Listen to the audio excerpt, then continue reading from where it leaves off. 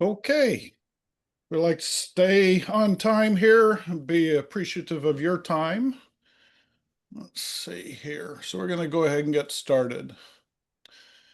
My name is Mark Boyden, and I am the IT cowboy here at Nobility, and I'm going to be your MC today. Today, here on Be a Digital Ally is the ARRM framework, what it is and how it can be leveraged for digital inclusion. Thanks for being here. All right, the goals of Be a Digital Ally are to cover the basic skills and the principles behind accessible digital design. We make the digital content accessible to people with disabilities, and this is all about helping everybody else along that path as well. Our typical audience are content creators of all types, and especially those that are a little newer to accessibility. Let's go to the correct slide. Thanks for letting us be a part of your journey within these meetings and all of our meetings. We strive to create inclusive and accessible spaces, to be kind, polite, and respectful to all, and to ensure accessibility. Nobility was founded in 1999, so we're a little over 26 years old, as a 501c3 nonprofit based in Austin, but we operate globally. Our mission is to create an inclusive digital world for people with disabilities. Some of the programs that we have is the Accessibility Internet Rally. I'll tell you a little bit more after this presentation because we are gearing up for that and everybody can get involved. AccessU is our annual conference on digital accessibility that happens every May. We're already getting started for next May. Access Works is a program where we bring in people with disabilities who want to be testers and put them to real work with real pay. And our clients get real accessibility testing. And then we also have a K-12 digital accessibility program that's being led these days by Jan, who's here with us today. And then this program, Be a Digital Ally, which we affectionately call BADA. Nobility Services, we do testing and auditing for accessibility in digital products, websites, and smart apps. We work with teams to provide leadership and strategic consulting within and without the organization. We can do custom training programs, and we also have a learning center with some other ways that you can learn. Access Works, I told you about a moment ago. And then we also have the Accessibility Help Desk where you can contract with us to be able to call in and get help with your accessibility issues. Okay, so a little bit of aspects about how this will roll today. You can ask anytime in the Q&A that's down in the menu down at the bottom. You can pop that up. We'll also be monitoring the chat, but if you can put it in the QA, great. If not, we'll get you going. If you'd like to ask your question in person, just raise your hand. That's under the reactions down in the bottom menu below this. So at this point, I'm going to turn it over to Jan. Thanks for being here. Yeah, hi everybody. Thank you so much for joining. We're just going to have kind of a nice conversation today with Denis, who is one of the main brains behind the accessibility roles and responsibilities mapping framework that we're going to talk about today. And I'm going to give Denis an opportunity to go ahead and introduce himself and maybe mention the others who were involved in creating the ARRM. For sure. Thank you. Well, first of all, yeah, thank you and welcome everyone to the presentation. Yeah, this project goes back many, many years. The first, actually, no, let me start by presenting myself. Yeah, right. Okay. So yeah, so Denis Boudreau. I'm from Montreal, Quebec, Canada. I collaborate with Nobility. I've been collaborating with Nobility for, wow, I want to say 15-ish years in so many different ways. Currently, I also support Nobility with training needs, among other things. I know some of you on the call have recognized some names or faces. Some of you know me for having spent 12, 13 years with DQ, heading their training service over there. I've been in this space for about 25 years, doing everything from auditing accessibility for websites to training to consulting to God knows what else really in this space. And I've been involved with W3C since 2007. So that's been a while as well in the Education and Outreach Working Group until it basically folded and became a series of different community groups, which we'll also talk about as we're going through this. So in a nutshell, that's me. Okay, and who are some of the other players that you think were key to developing the ARM? So people that have been involved, there's too many people to name all of them, but the key folks who have been around for the longest and have contributed maybe more significantly are definitely people like Bill Tyler from Optum, Jen Chadwick, currently working with BMO. You have people like Sean Kelly, you have people like Michael Mistak, Lewis Phillips, that some of you know here as well, has been involved in this. We currently have also people like Mike Gifford, Karen Ocken. We have who else? Wow, the pressure of not forgetting any name. I'm forgetting people, I'm sure, and I feel awful about that already. But yeah, a bunch of folks have been involved in this over the years. Some have come and went, and others are still around. But yeah, I'd say roughly close to 12 to 15 people have been involved at this point, more seriously than others. Great. But yeah, a lot of folks have put their mind behind this as well. Definitely an international collaborative effort that came It together is. to create this. So could you maybe share your screen and let's just have you do a quick overview of where the ARM framework is currently located so that it's freely available to everyone. And while you're doing that, I'm going to go ahead and put the link into the chat for everyone. Again, if you have any questions or comments or anything, just feel free to express those and to let us know that you have a question as Denis goes through this. But this is located on the Web Accessibility Initiative website under their planning and policy section. And with that, I'll let Denis kind of go through the resource and how you can use it. Yeah. So in a nutshell, I'll begin with that. The resource comes from a vision many years ago. The first time that I brought that up was 2010, so it's been a while. It was actually my first CSUN conference ever, and back then I was this guy, this French speaking guy from Quebec who had barely been to the United States. I had barely spoken English at that point, and I showed up at CSUN with this idea of fixing a problem really that I'd been seeing in my own practice here in Montreal over the years, which was that people wanted to work with accessibility. They just didn't know where to start. And they were overwhelmed by the quantity of details and criteria and all the things that were complicated. And I'd been working with this group, and we had started breaking down all the different things that needed to be done by roles, which, believe it or not, at that point in time was not an obvious thing. Today, you talk about that, and people are like, oh, of course you do that. But 15 years back, people weren't really thinking about it that way yet. We were still at the time where if you were taking an accessibility training, people were training you on the success criteria. And regardless of your role, you had to suffer through, 1.1.1 and 1.2.1, 1.2.2, 1.2.3, and so on and so forth, A and double A, and blah, blah, blah. So it was not customized in any way to what people really needed. And we weren't any better in my business back then.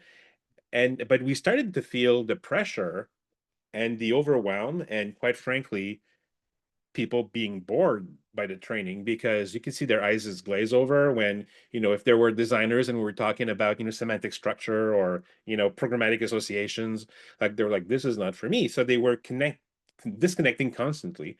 So we started and analyzing what was going to be relevant for developers, designers, UI and UX, even content creators, testers, the different roles involved. And it became pretty clear at some point that the different success criteria had people that were more involved than others in that process. So at that point, I'd been involved with EO Working Group, Education and Outreach, for a little over 3 years, I'd say. And so I brought that up to Sharon Rush, actually, from Nobility, but also Sean Henry from W3C. And we started thinking about what that could look like. And I started playing with that idea within that group. Back then, W3C had this platform on a wiki called Way Engage. So we built a little Way Engage for accessibility breakdown, I think it was called. And that resource is still available online today. But that was the very first version of this resource. And if we fast forward 7 years, was it season again, 2017, and this guy comes up to me, Bill Tyler, and he says, "Hey, I've been looking at what you're doing. I've been doing something similar for a couple of years as well. I'd love to talk to you about this." So I said, "Sure." So we started talking, and we found out that we had a lot of ideas and perspectives in common related to that. So we started looking into how we could bring his content and my content together to try and build something else. And I knew from my standpoint that my content was not all that great. It had had a lot of traction and people were using it, but I'd figured out pretty quickly that separating the workload by success criteria was not sufficient because it was not granular enough. And you can say, like, for instance, 1.1.1, that's about alt text. So that's going to be content creators because they're the one who write the content. It was more complicated than that because, of course, alt text for images or any kind of text alternative for images, yes, there's a part about creating the content, but there's a part about, defining what the content should be in the context of the web page. There's about implementation and which kind of implementation are you doing? Like, there were so many different things that were also part of the process that I felt like it needed to be more granular. And I just never had the time to do that because I was pretty much doing that on my own back then. But then Bill shows up and we start talking about that and we're like, yeah, we should do something about this. So, and he was with one of his colleagues, Sean Kelly, at the time. The three of us started meeting to try and build that. And then more people started showing up on our calls on a regular basis. And that led to this resource. So this is a labor of love, really, over the course of about 7 to 8 years that led to this information going from one wiki to another to ending up on the Way website, which quite frankly was a pretty big deal for us because what's here by definition is approved by W3C. Therefore, like it made it to a certain level of recognition. And the resource is really initially was meant as a framework for a decision tree, basically, which was to say, because our thinking was, if you're a team, like an agency, a team working on digital products in general, and you're thinking about accessibility and you want to know who's responsible for what, you should have a process through which you could define what that's like. So we built this decision tree idea, and the research was really centered around that. And then at some point we had this idea that, yeah, but maybe not everyone will want to go through the process of looking at every single task that we defined for every single success criterion, because we basically broke down the success criteria by however many different granular tasks we thought were relevant for that one success criterion. So over 300 of those overall. And we're like, maybe not everyone will feel like going through the very tedious exercise of defining all that stuff. So why don't we build starter kits to people? EO at that time already had these quick tips, or roughly like 10 tips for designers, 10 tips for developers, 10 tips for content authors. So we meant to go further than that by providing a resource that would be a starting point.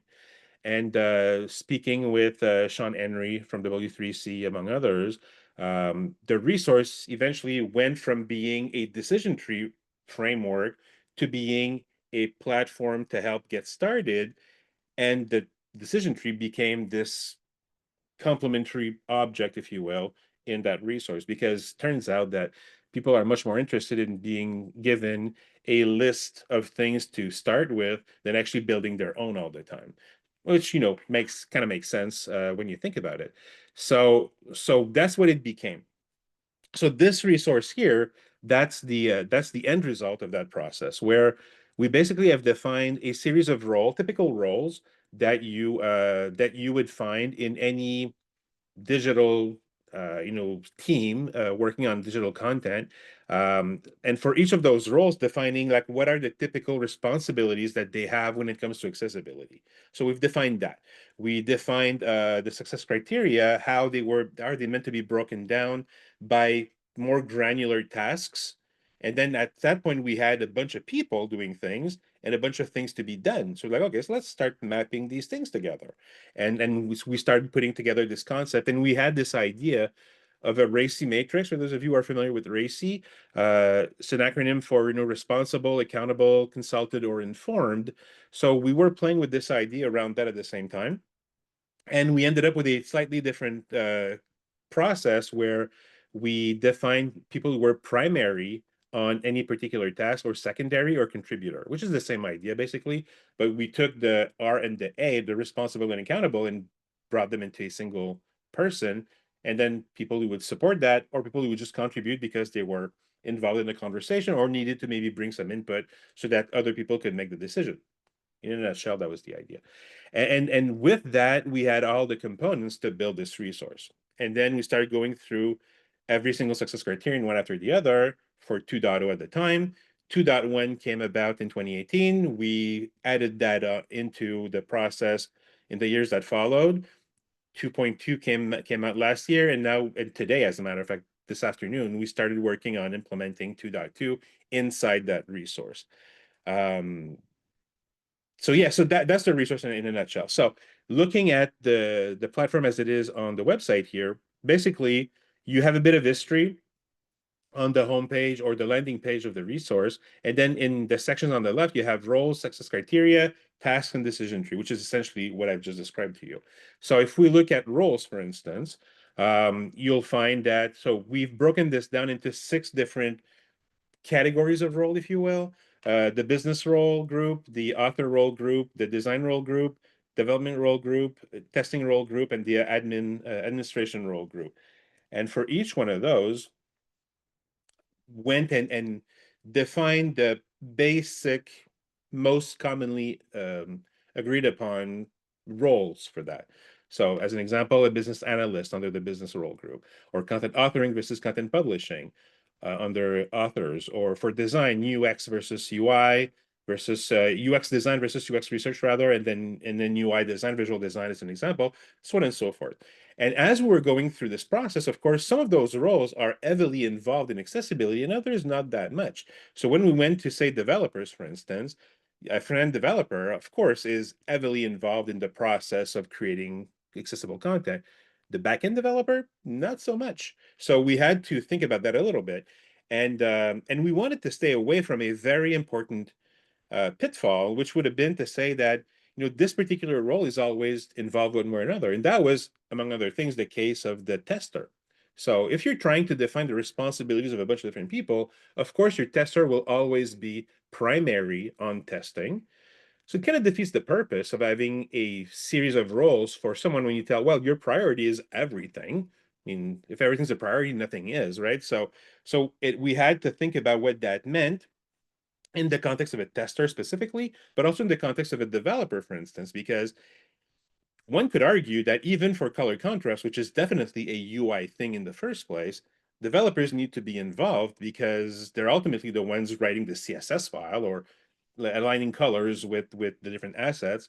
So we had to take a stand on, okay, so if someone is always going to be involved, then there's no point in creating a resource around that. It needs to be more specific, more strategic, more surgical than that.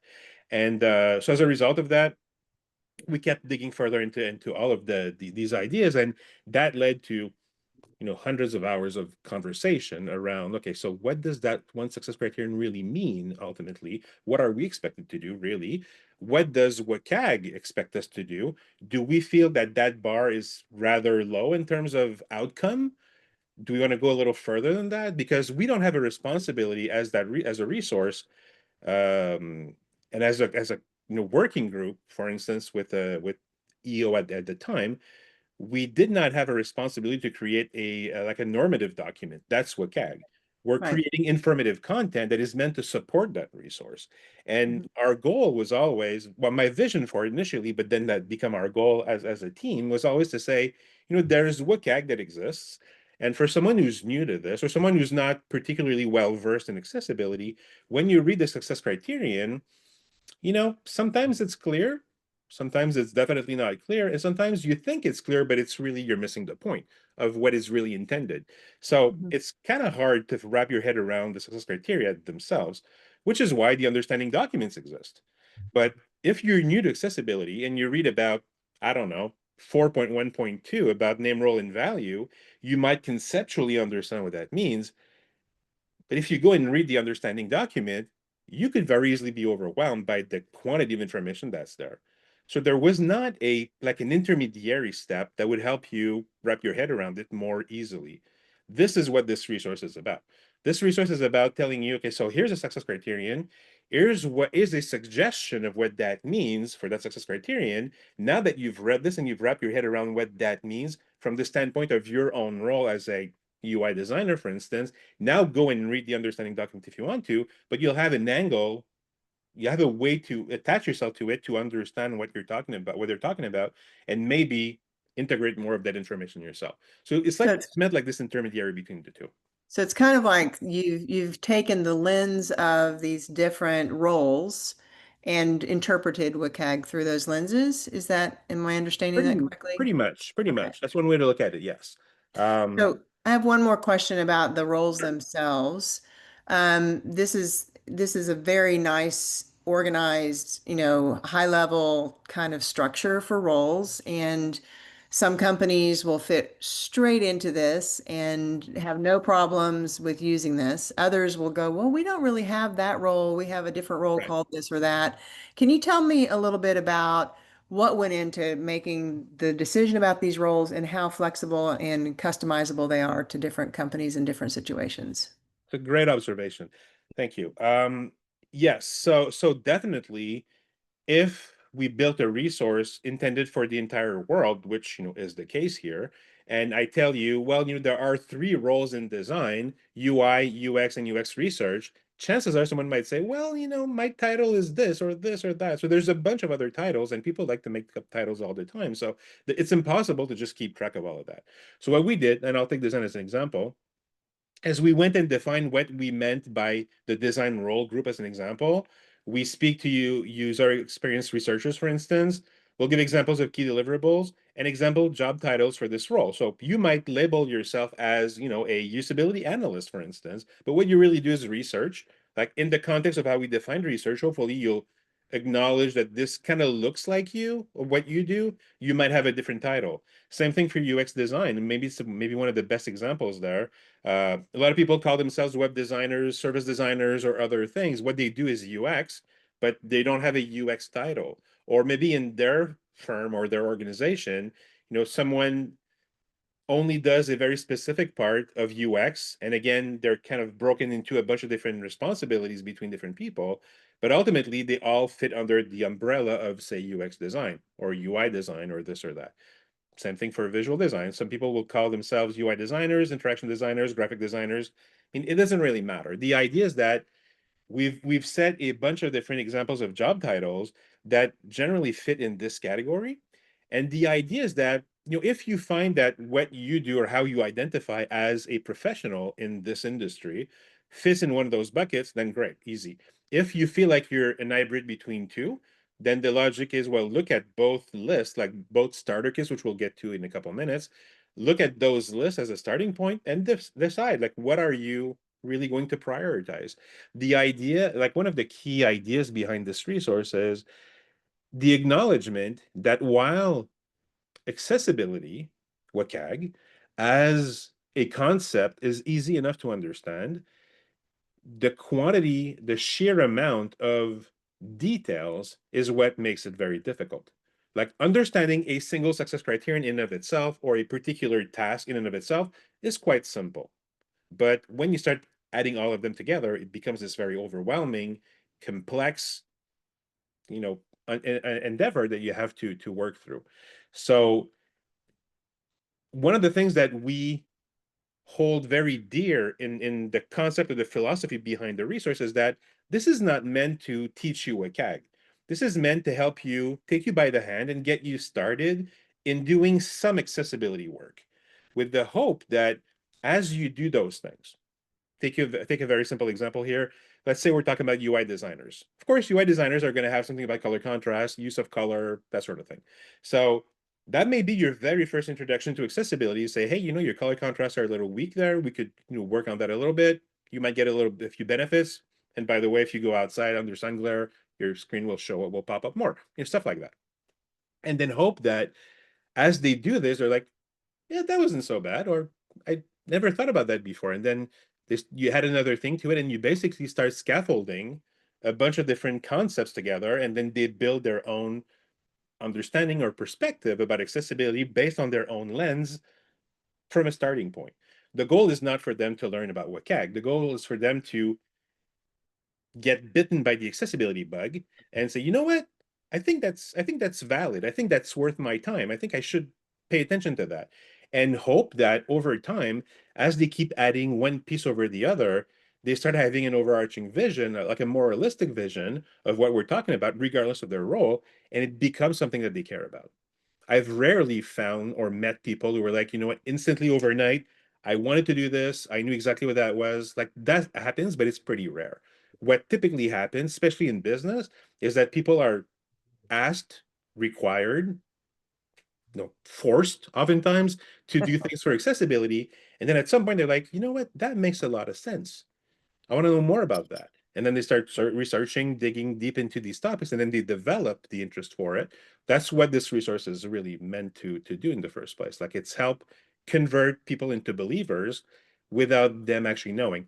Kind of like, hiding the vegetables in your spaghetti sauce for your kids at the beginning, and then eventually have big chunks of carrots or onions that you don't have to hide anymore because they want it. That's the idea. Yeah, that's great. So can you go back to the homepage? I think I derailed us a little bit when I asked you about the groups. And could you just sort of talk through all of the different components that are a part of the ARRM resource on the site Sure. real quick? So we covered roles already. So I would definitely invite people to go and look at the roles to see how this is organized. By the way, all of this is a living document, living resource, right? So and we're very much interested in people joining the community group, which I'm going to talk about eventually, and work on this with us. So I see, among others, Stephen here on the call with us today, who joined us on the community group a couple of months ago, and we're starting to work on this together. Like, we are very interested in having a lot of people join this, because right now this resource is still the brainchild of a dozen people. That does not represent an entire industry. But the vision eventually is that as we break that down into the roles, that we would have a bunch of UX designers who are working together and then brainstorming on these things to come up with, and we've tried to do that at this point, but with a limited group of people, write or rewrite or organize the tasks for a particular role in a language that resonates with that group. So having a bunch of developers vet the language that we're using, or UX designers, is more likely to create resources that are going to resonate with the people that these resources are intended for. So the more people join, the more we can do that. So roles basically is that first part that we define. The WCAG success criteria is basically a section where it gives an overview of the different success criteria, and then breaks it down into who's intended to be a contributor, as an example. So if we look at the first one here, I'm just going to do this here. So like 1.1.1, business should be a contributor to that conversation. The content authors are going to be primary on certain aspects, secondary on other aspects, and contributors on other aspects of 1.1.1, because 1.1.1 may be one success criterion, but we break that down into like 20 different things that you have to think about. So some of them are related to content authoring as a primary, and others, they're just contributors to that. So once you start breaking that down, it becomes very granular. Visual designers, again, so different roles, more or less involved. So that's what this page is about. In this case, we're looking at the success criteria themselves and say, okay, so in that particular case, here's how we feel that it should be addressed. If we look at something like, let's say, let's take as an example, like 143 is a good example. So 143 is color contrast. So if we look at the entire line, there's only one P in here, And without surprise, that's going to be visual design, because primary for visual design is to look into that, but everybody else doesn't really need to be involved in that process unless in your particular business, for instance, UX as a word, as something to say or a decision to make on the colors that you choose. But typically, designers are going to handle that themselves. In other cases, it's much more complex and it's going to be broken down into different people. So that's what this page does at a high level. This, in a nutshell, is the equivalent of what I built in 2010. But the problem with this is that if you only say this and you don't tell people what they're responsible for, then nobody is responsible for anything. And if I tell you that, yeah, 1.1.1, that's the responsibility of everyone across the board, but you don't tell them what they're responsible for, chances are things are not going to be done or things are going to be missed as a result of that. So we needed to go further than that. And going further than that is the next section. That's the tasks section, which is probably the one that interests the most people. This is where we basically looked at everything from WCAG and categorized it into a series of content types or topics. And there's about 10 of them. So images and graphs, semantic structure, input modalities, form interaction, CSS and presentation, navigation, data tables, animation and movement, static content, and dynamic interactions. And for each one of those things, we basically have a table like this that says, okay, so for 1.1.1, we have, however many, 20 some different items here. And those are all different things we can do. So as an example, I'm going to take one randomly, this one here. So informative images are marked up as foreground images and not embedded as part of a CSS. So if the image conveys information, it really should be part of your HTML, not part of your CSS. Of course, you could do that, but then you'd have to create a counterpart in your HTML that actually describes it. Bit of a pain in the butt. Why don't you just have the image directly in your HTML and do it this way? None of that is if that is prescriptive. It's just one perspective on how you could do this so that you increase your likelihood of accessibility without creating even more complexity for yourself or challenge for yourself in order to actually do it accessibly. So in that particular case, we're saying the primary is front-end developers, but content authoring should be involved in that process. Yeah, you're going to take care of the implementation, but you still need the content from somebody else to be able to implement that. 532. Participant list. Use arrow key to participant select pair. Thank you. So we've got a bunch of those, right? So broken down into about 10 different categories. And at the moment, this breaks down every single success criteria from 2.1, including AAA. Of course, we didn't put as much effort into AAA and we did at level A and AA for obvious reasons. Because for most people, that's out of scope, basically, no matter how important they are. But we didn't put as much energy into those things. Maybe we will one day, but for the moment, we really focused on A and AA, which already puts us over 300 different tasks. So maybe it's not a great idea to push AAA too much also, because we want to avoid the overwhelm in general. But once we did that, once we had that list of tasks, we were like, yeah, okay, so this is great. But if I send someone to that page and I say, hey, look through this to see what you're responsible for, scan through every single item and look for content authoring because you're a content author as the primary, and then take that on as your responsibility, again, huge overwhelm. That's just too much. So that's where the idea of working with the different roles pages came about. So if we go to the designers, UX designers page, again, we'll have a couple of examples. Like there's a template, of course, here that we're using. So a summary of the role, different tasks to get started, a case study on how to use the task, some resources, things like that. So we've got that template that we built initially. Then for one particular role, like UX, like we came up with this list of 15 different things that we feel are out of 2.1 are maybe the most bang for your buck. They might be the low-hanging fruits, if you will, if you're new to UX design. And so we did that for all 4 of those main roles, so UI, UX, content, and development. And eventually when we did that, and again, because all of that is grassroots, basically, we basically looked at everything that we had, and there were 6 or 7 of us at the time, and we basically just voted, which ones do you feel are the most relevant? So very, very informal, not at all, scientific process. We just went, okay, we feel that those are, the good ones. And after we've done that, we realized it would have been great if we had chosen every one of those things making sure that there was some kind of, transversality between all of them, so that if you talk about alt text, everyone should have a little bit about alt text, so that it's all part of the same thing. Because right now, because we didn't do that, what happens is that every role has 15 different things, but we may be asking something of a developer, and the counterpart for a UX designer has not been added to their list. So the developer would have something to think about, but then the UX would not have that particular thing that they're supposed to do before the developer comes in on their list. So that creates gaps. So we've identified that as a place for improvement, if you will.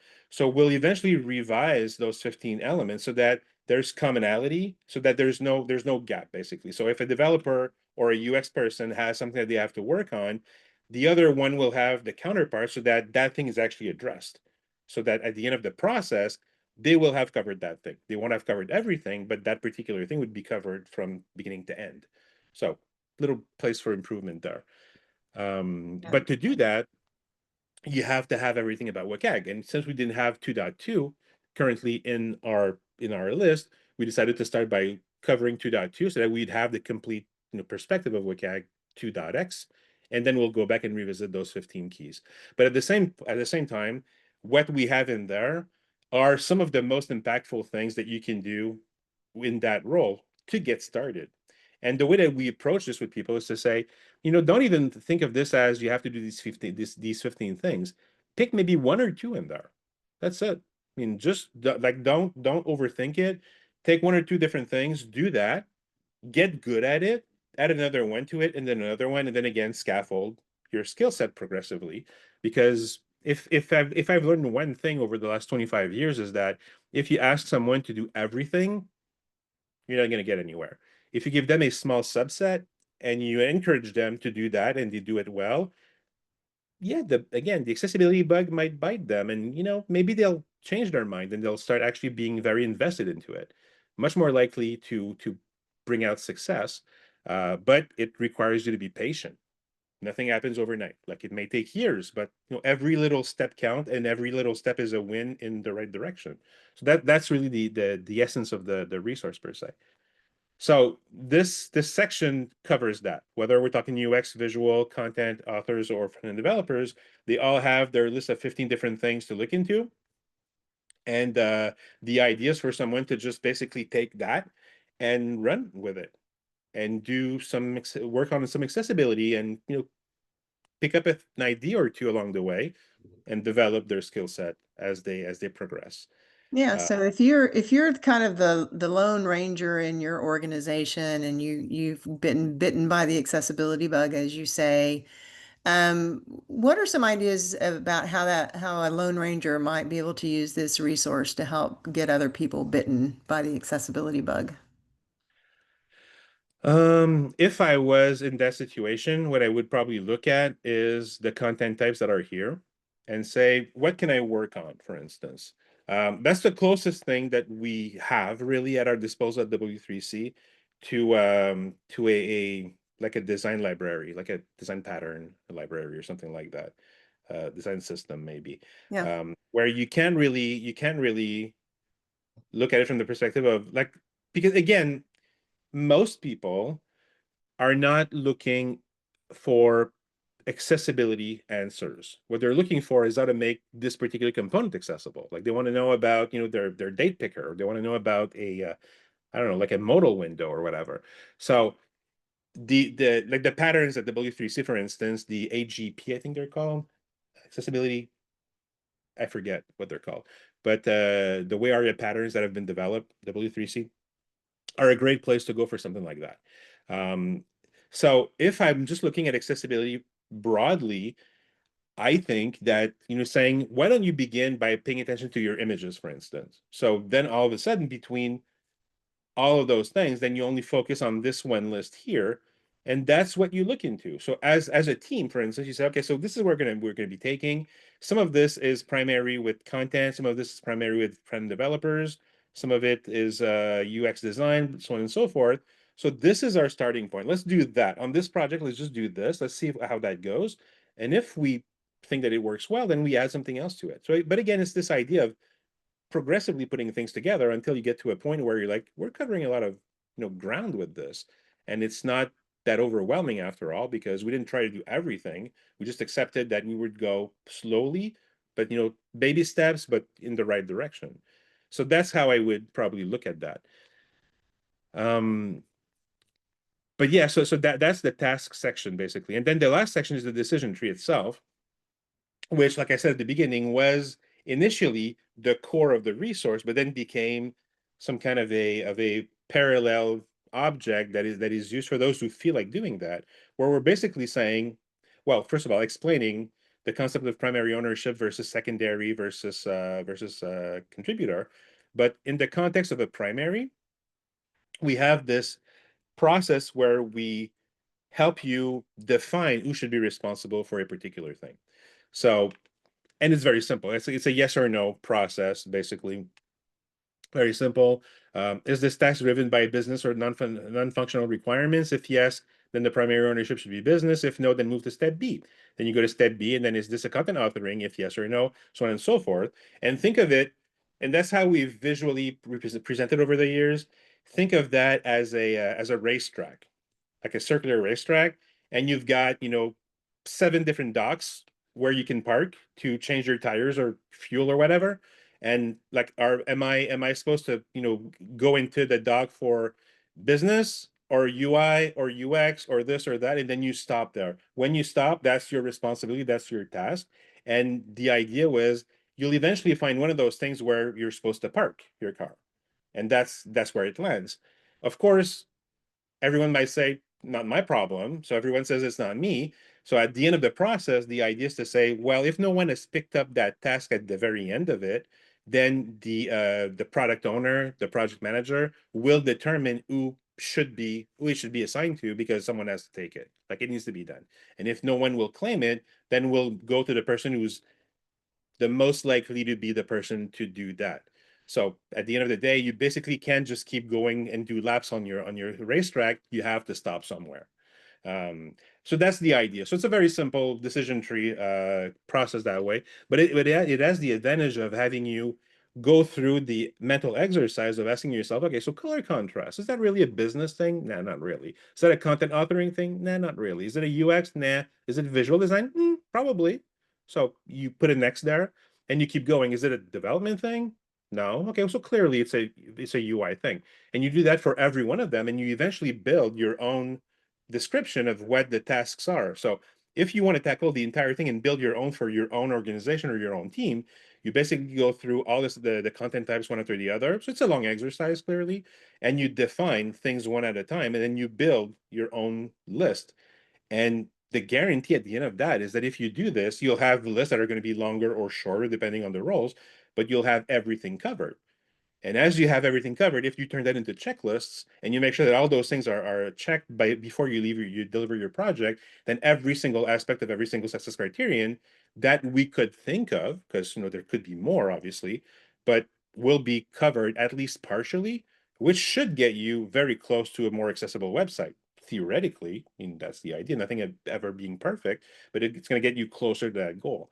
And again, that is the intent of the resource. The intent of the resource is not to say, we're guaranteeing you that every set that you build with this will be compliant with WCAG, but Right. we're saying they're going to be pretty darn close, or at least much closer than they were if you were just winging it, because now you have a process that you can follow. And that's, Yeah. again, the idea behind the resource. So you have a starting point, and then if you come up with something unique that's not in the resource, you have an opportunity to join the community group, right? And to contribute. So do you want to talk a little bit about how people can contribute to the work?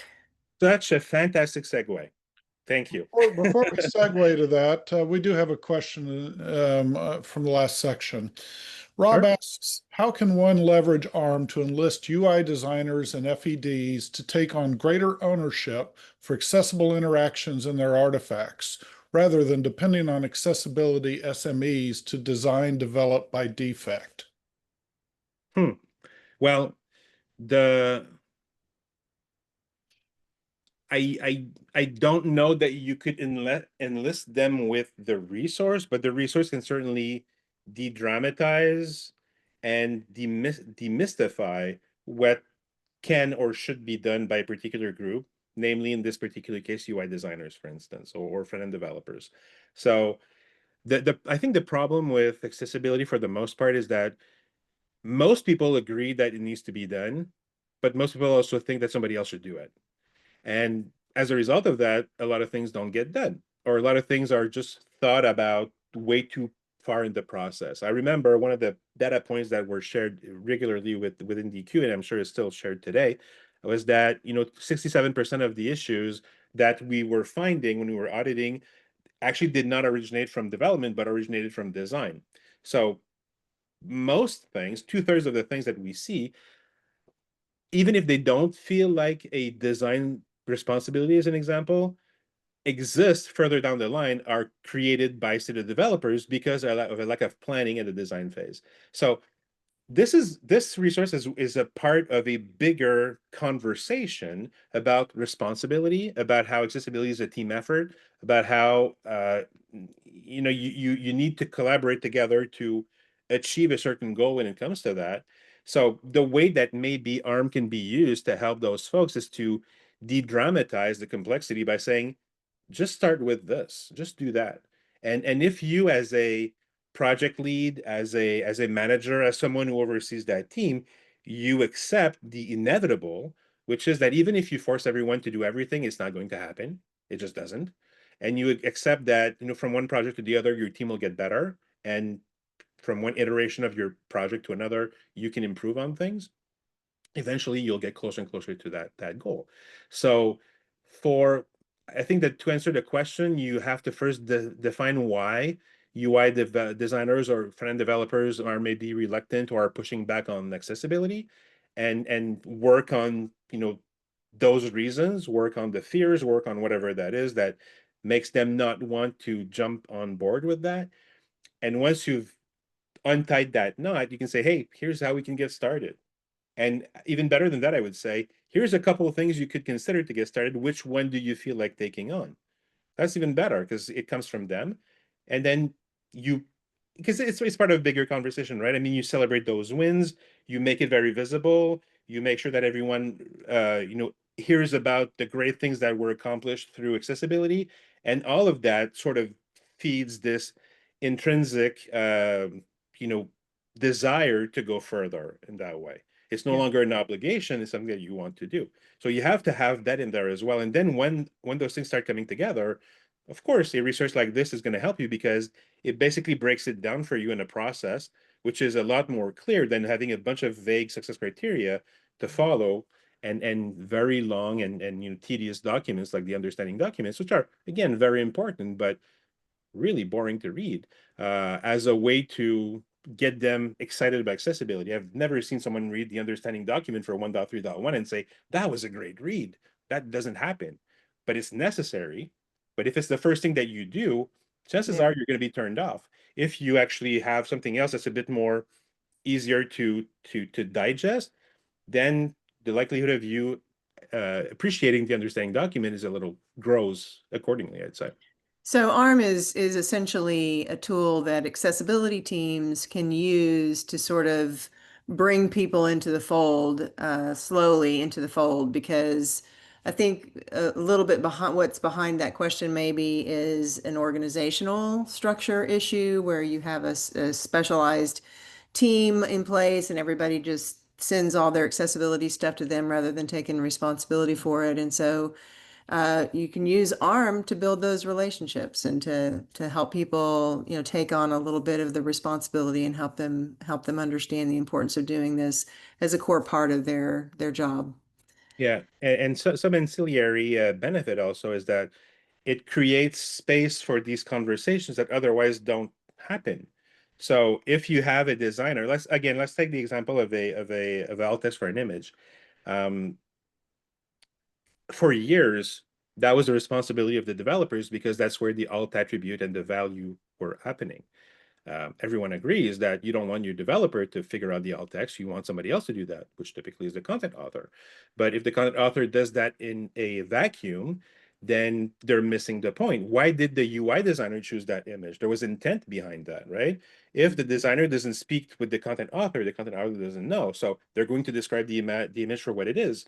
But in the context of that particular page, that image was picked because it conveyed a certain feeling or emotion or Yeah. message. So you have to have the designer speaking to the content author, who then turns that into an interesting alt text, and then that information is conveyed over to the developer, who can then implement it. That interaction there doesn't happen unless you create it. So how do you create it? Basically, if it's not by giving people different roles or parts of responsibilities, so that the whole thing can come together. And then Yeah. you ultimately have alt text that is a lot more likely to resonate and add to the experience of that page, as opposed to be this, again, bland, very, prescriptive description of what the object is, which does not add a lot of value in most of the cases. Right. So use those defects that you were talking about in your question to be the impetus for making that change, moving that into the right role, and have ARRM as a tool to help you explain it. I think it's kind of, yeah. So let's talk about, how do you get involved in the work? How do you, contribute to this great resource? So very easily, so the community group is one of the many community groups that exist at W3C. You don't have to be a W3C member to be a member of those groups. You can just join. So anyone can join the groups. The way that our group works, we have a meeting every other week. These days it's 90 minutes. It's happening on Thursdays from 12:30 to 2 p.m. Eastern is when we have our calls. Every other week we have a planning call for that call. So that's the co-chairs being myself, Jennifer Chadwick, Mike Gifford, Karen Hawkins, and Bill Tyler. So we sort of work behind the scenes to plan the next meeting. We show up to the meeting with whoever wants to show up. Again, Stephen today was on the call. A couple of people were on the call with us, and we work on a piece of this to bring it further.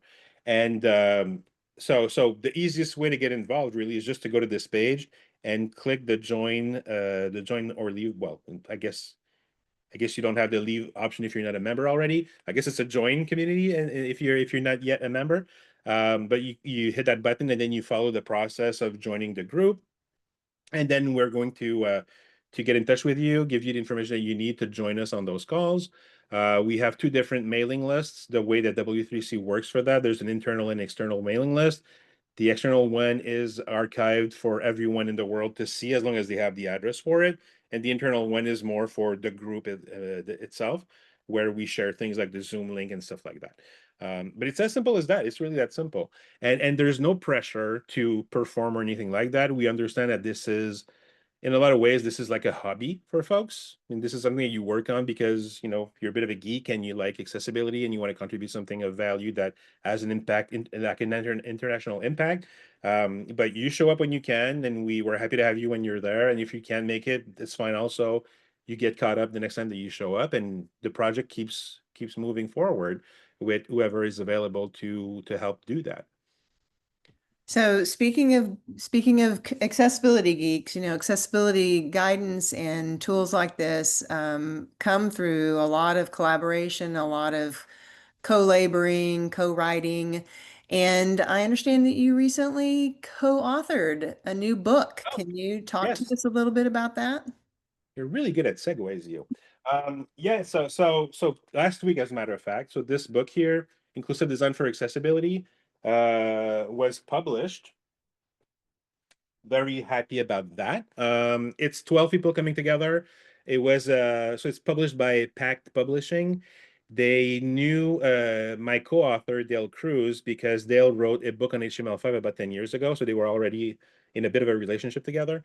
And there was an opportunity to write a book on inclusive design. He reached out to me, so we talked to a couple of people, recruited 10 other folks, including, among others, Jen Chadwick from our group as one of the authors, and we all took a chapter, basically defining what accessibility, inclusive design is, really starting from the end user, starting from the person with a disability, speaking to that concept and progressively growing into different aspects like design, development, so on and so forth.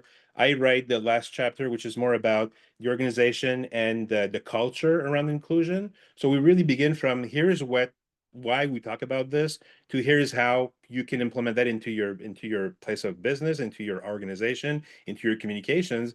And in the middle, we basically cover everything from the life cycle standpoint. So it's a really complete book on all these topics.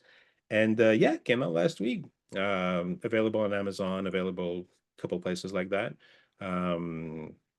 We've had great feedback so far. Thank you for mentioning it. Sure. All right, so looks like we have a question here. Says this is from, I think, it says, how have more cross-functional accessibility roles been considered in roles and responsibilities apart from the admin role? For example, accessibility champions. Will there be some sort of guidance to encourage cross-collaboration between roles to achieve accessibility with a more holistic, less siloed design approach? Yeah, the answer is yes. And the answer is also, we just don't know who's going to do it and when, really. This is a community group effort, right? So it's volunteer work. So things progress at the level that they progress, which sometimes is very fast and sometimes is painfully slow. So it depends on people's availability and what we can afford to work on at any given time. But yes, the vision for the resource is to keep growing in whatever area is identified as being, the most pressing one. Right now, that's covering 2.2 as an example.